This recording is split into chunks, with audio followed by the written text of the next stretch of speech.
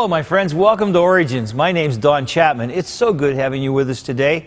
You know, Origins is a forum where we take the evidence of science and we use it to validate the truth of creation.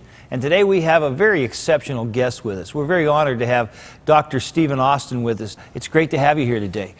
Thank you, Don. I feel like it's almost amazing that we got you out of the dirt to come and be on the show. It's great to have you. It's good to be here to share these things with you. We're excited to have you. And today we're going to talk about a term that I'm not sure I ever heard until you used it, continental sprint. Can you tell us what that is?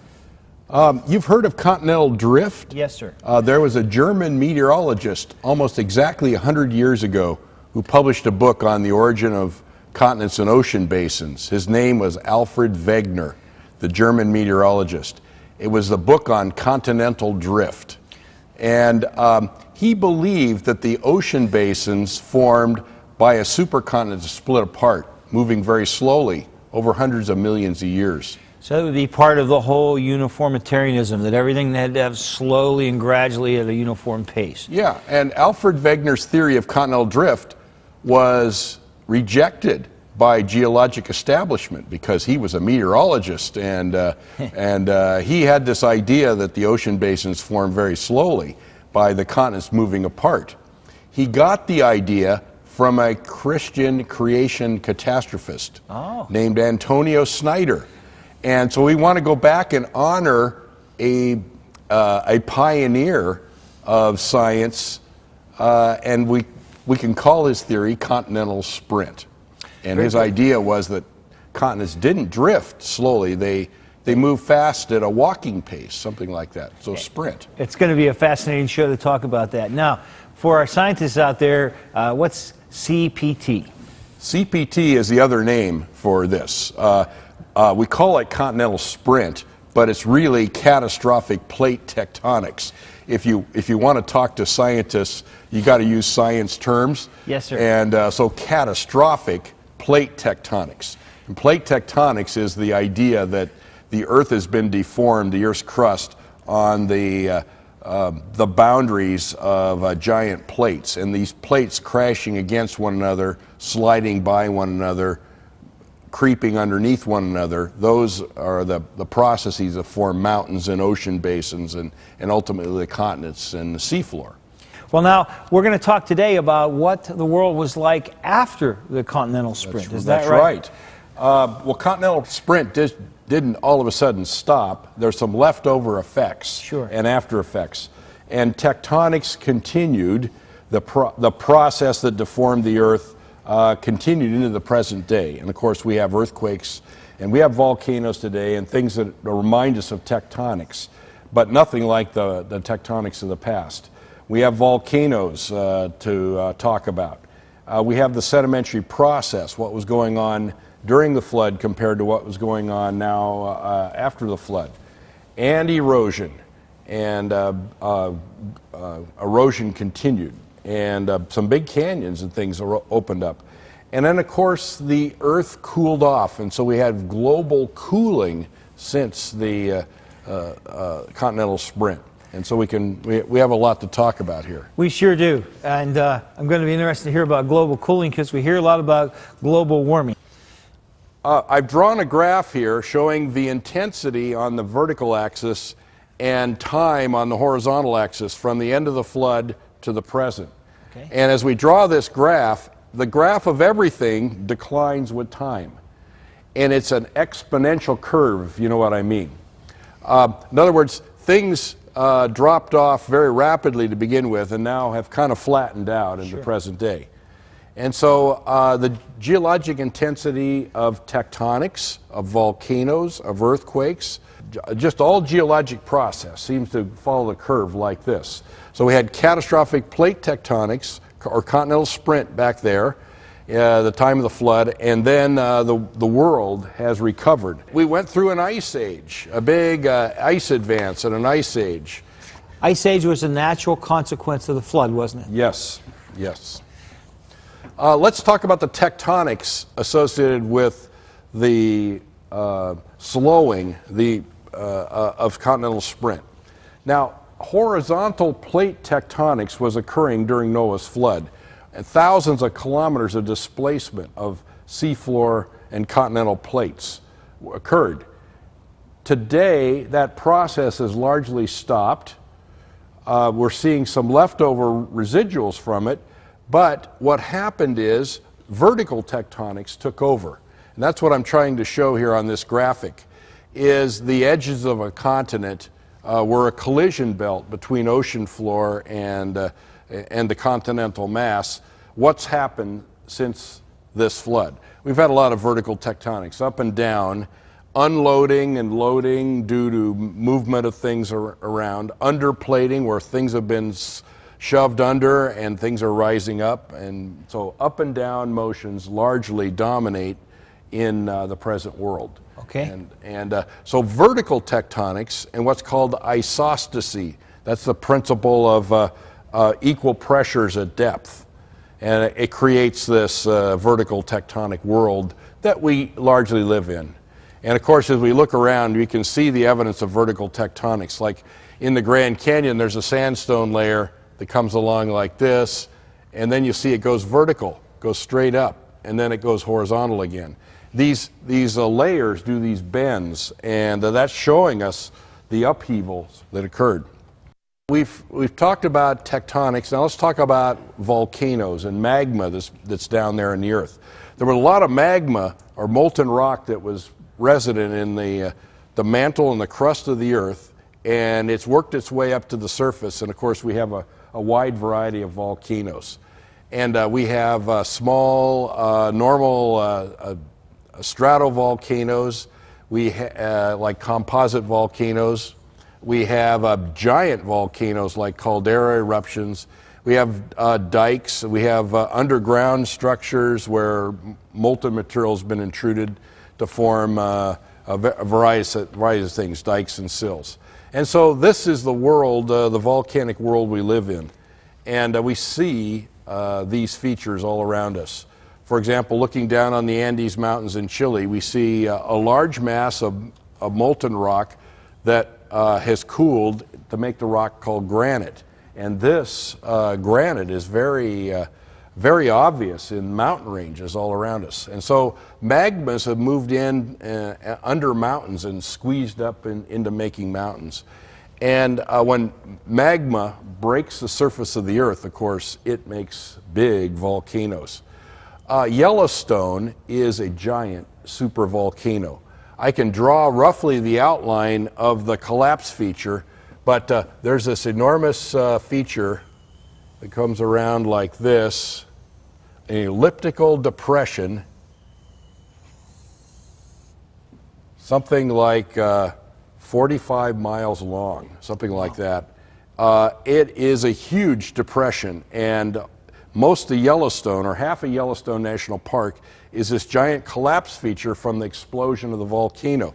So imagine the volcano was sitting here with a giant magma body underneath it. It was exploded along a ring, and there was an elliptical curtain of magma that was ejected as a supervolcano unzipped, and then this thing collapsed into the hole. Perhaps hundreds of cubic miles of magma was ejected in a single volcanic event. So there's nothing like that type of volcano today. And so we're looking at supervolcanoes in the past, and we're talking about normal volcanoes in the present. So Yellowstone is a gigantic volcanic collapse feature from a supervolcano. And as we look around, we see the volcanic ash deposits from the supervolcanoes. Like here in eastern Oregon, you can see the volcanic ash beds, and you can see lava flow layers thousands of feet thick. So lava floods and giant explosive volcanic eruptions subsided to make the present. And river deltas. River deltas are interesting. This is the Nile River Delta from space, and you can see where the Nile River comes down and into the Mediterranean, and this delta has formed largely since the catastrophic plate tectonics associated with the flood. Now, geologists are very interested in river deltas and what goes on underneath river deltas because they can be prospected for oil. And here is a kind of a profile that was made through the Mississippi River Delta. And you can see the very thick strata layers that are down there, maybe 5,000 or 10,000 feet down. And so the Mississippi River Delta is very deep. And a lot of material washed out there. And then it's kind of slowed down to the present Mississippi River. And so large quantities of sediment, especially in deltas, were deposited in the post-flood period after catastrophic plate tectonics associated with continental sprint. So we have large amounts of sedimentation, and we have large amounts of erosion. This is a canyon called Palouse River Gorge in southeastern Washington state. Palouse River Gorge has the Palouse River flowing through it. This gorge is about 6 miles long, several hundred feet wide, 400 feet deep. And it was eroded, we believe, by a gigantic glacier lake that breached its dam and flooded through here. A super flood or a mega flood came down through here and eroded a waterfall, and the waterfall cut back through and made this canyon. Catastrophic water flooding is one of the major causes for canyons like this. Even Grand Canyon, other canyons, can be explained this way. Grand Canyon is 4 to 18 miles wide, a mile deep, and 260 miles long. And off to the eastern side of Grand Canyon is evidence of a lake over here, a big lake. It's been called Hopi Lake, and it's about 6,000 feet elevation up against the elevated terrain in the north rim of Grand Canyon, which is about 7,000 or 8,000 feet above sea level. So a lake associated with an upwarp structure suggesting that Grand Canyon is a breached dam. Most people have junked the idea that Colorado River cut Grand Canyon. Most geologists recognize there's not an evidence of a through-flowing river for 100 million years by looking off for the delta for it. It doesn't exist out there. Instead, we got to explain it by some type of catastrophic event. And so in the post-flood period, there were big lakes. These big lakes drained, and they created the river systems, like the Colorado River. Here's a model how the Colorado River could have been positioned through the Kaibab upwarp to form the Grand Canyon. You see the Kaibab upwarp looking a little bit to the east. You see Hopi Lake at about 6,000 feet elevation. The lake is up against the upwarp and probably failed by water flowing through the dam and the dam collapsing. But it's a collapsed dam that notched the spillway through the Kaibab upwarp. And when that dam failed, then the next dam in the next lake, Canyonlands area up in Utah, that dam failed, and so a series or a multiple. It's like domino effect. A domino effect and then of failed lakes. And that just kept the erosion going.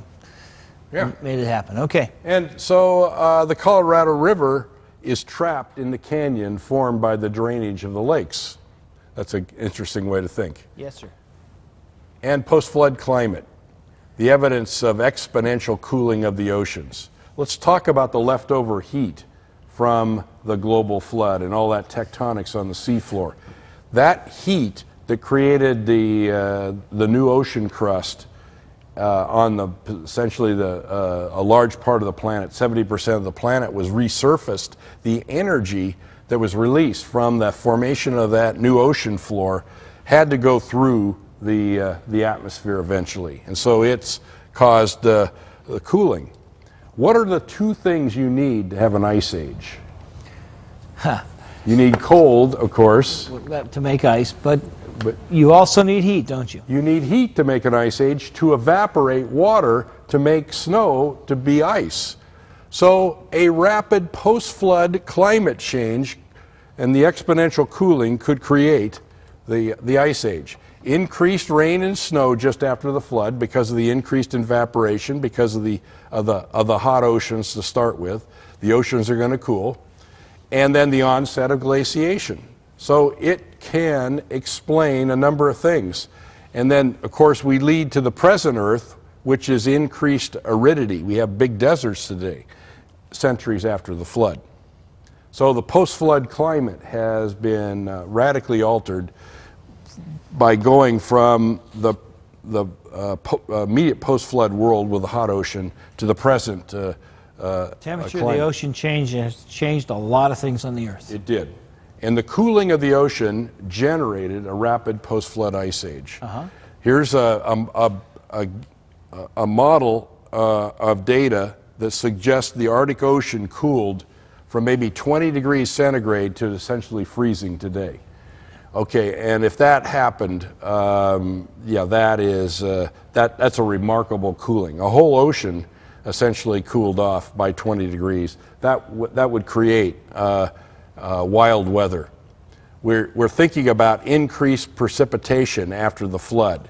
And here's a model that's been made. Here you see the continents, North America, South America. There's Asia over there and Europe.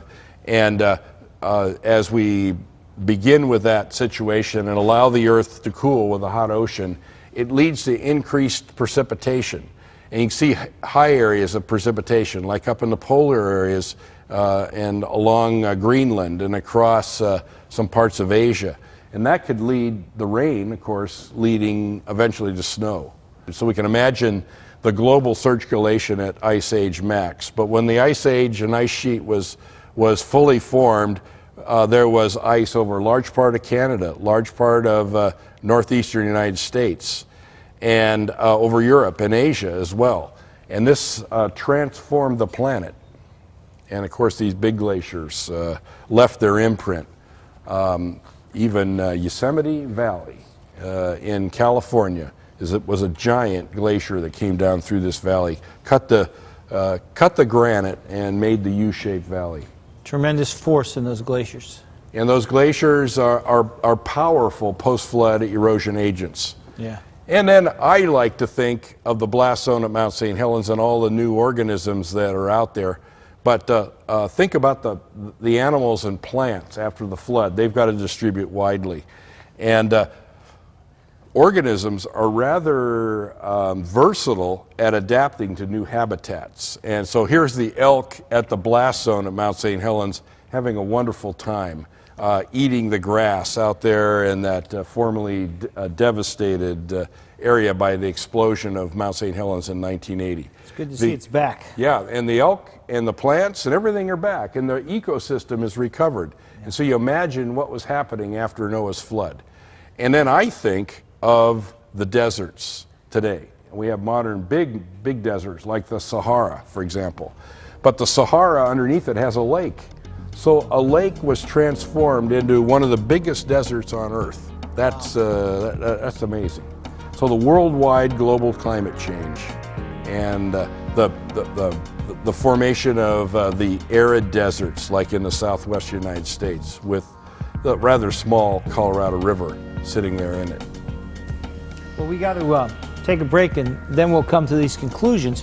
But certainly when the flood was over, it wasn't really over. There was a whole lot of things still happening, and we've been looking at the effect of those and where we are today. So we want to wrap this up. We want to put some application to what you've shared with us. But before we do that, we have to take a break. Don't you go away. We'll be right back.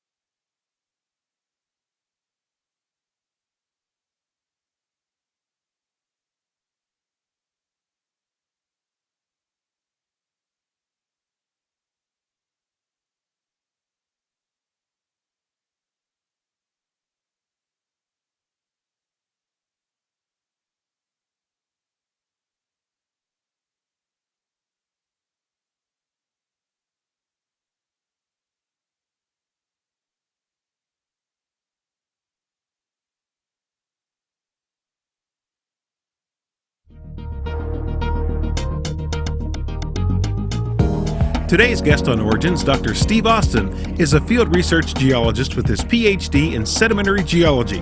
He is senior research scientist with the Institute for Creation Research. He has been involved in geologic exploration for 40 years on 6 of the 7 continents of the world.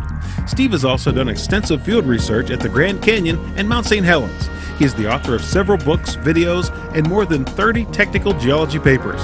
One of his books, Footprints in the Ash, deals with the 1980 eruption of Mount St. Helens. Dr. Austin can be reached at Institute for Creation Research, 1806 Royal Lane, Dallas, Texas, 75229.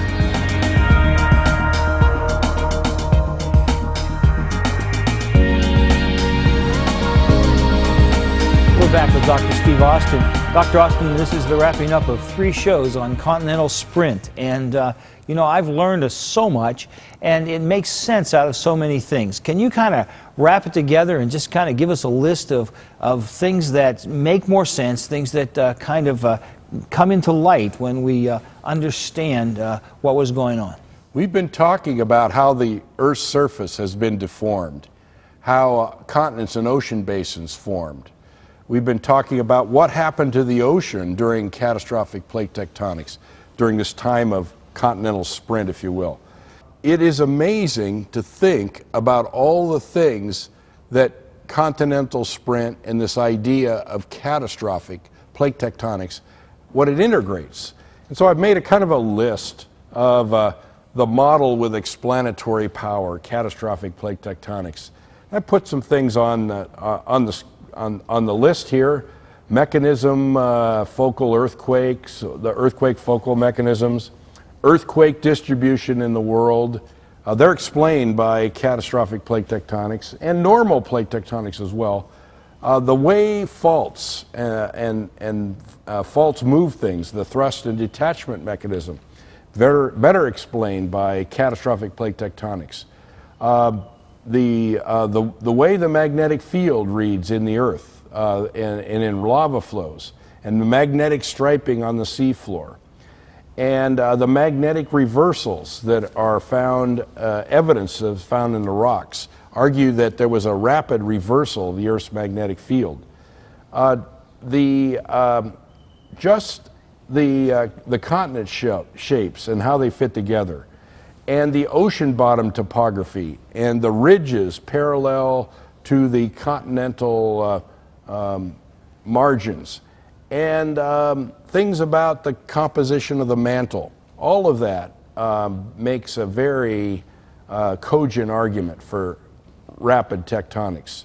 We see high and low pressure temperature minerals that argue for high pressure during impact, even melted rock. And the way that the Earth changed after the global flood and the leftover heat, how it modified the climate, is very important. And so just the way climate changed and the way deposition occurred after the flood, thick wedges of deposits and big river deltas, and of course volcanic eruption deposits like lava flood layers like the Columbia River basalts in the northwestern United States, and the way diamond-bearing kimberlites are formed. And just a number of biblical issues like where the waters of the flood went to, what's the fountains of the deep, a number of questions like this tell us that continental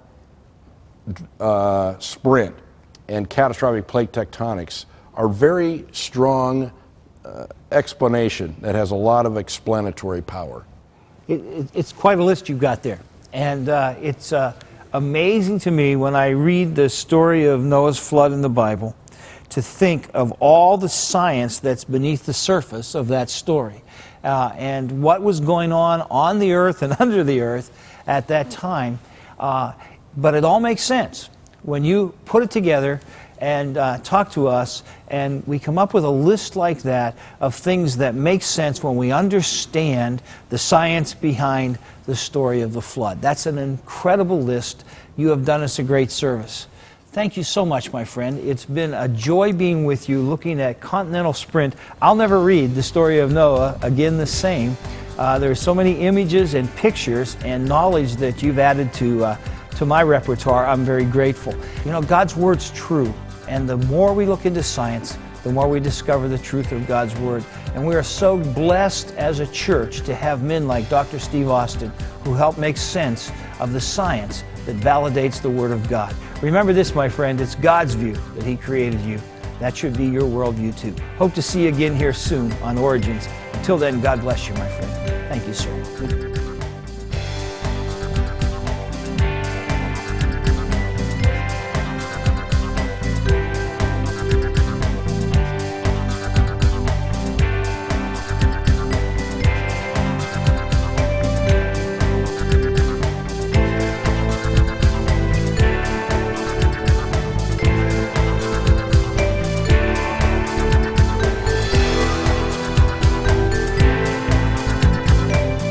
Thank you for watching this edition of Origins. To get a copy of the information presented today, you can download a PDF file of program number 1116 from our website at www.originstv.org. Or for a DVD of this series, send a $12 donation to cover shipping and handling and write to Origins, program number 1116, Cornerstone Television, Wall, Pennsylvania 15148.